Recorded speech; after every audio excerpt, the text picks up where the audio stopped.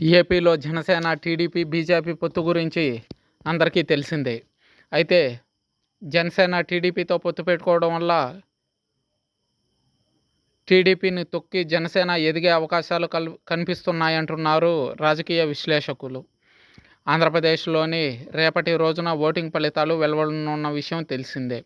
ముఖ్యంగా చాలా సంస్థలు ఎగ్జిట్ పోల్స్ విడుదల చేశాయి. ఇలాంటి సమయంలోనే చాలా పార్టీలకు అనుకూలంగా ఎగ్జిట్ పోల్స్ ఉన్నట్లుగా కనిపిస్తుంది.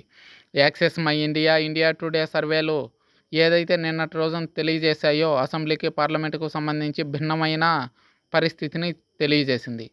ఆంధ్రప్రదేశ్ అసెంబ్లీకి తాజాగా చెబుతున్నటువంటి లెక్క ఏమిటంటే తెలుగుదేశం పార్టీ 78 నుంచి 96 స్థానాలు గెలుచుకుంటుందని, అదే సందర్భంలో వైసీపీ పార్టీ 57 నుంచి 78 సీట్లు గెలుచుకుంటుందని, బీజేపీ 4 నుంచి 6, జనసేన 16 నుంచి 18 సీట్లు గెలుచుకుంటాయని చెప్పారు.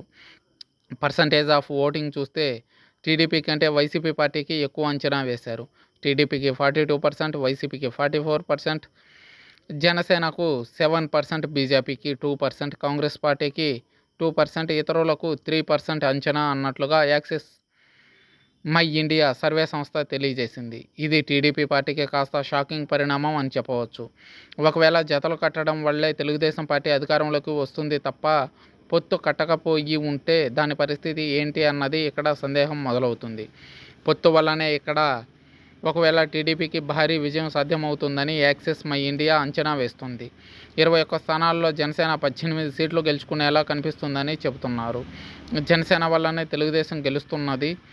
టీడీపీ 78 నుంచి 96 సీట్లలో జనసేన పోటీ చేయకపోవడం వల్ల కూడా గెలుస్తుంది అన్న వార్తలు వినిపిస్తున్నాయి.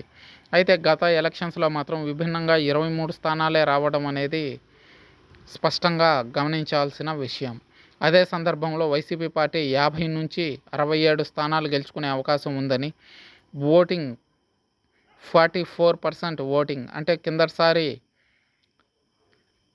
వచ్చిన 49.06%లో 5.06% ఓటింగ్ శాతం తగ్గేదానికి అవకాశం ఉందని చెప్పవచ్చు. గతంలో జనసేన వాళ్ళు, బీజేపీ వాళ్ళు వైసీపీకి ఓటు వేశారు. మరి ఏం జరుగుతుందో 4వ తారీఖున తెలియనుంది.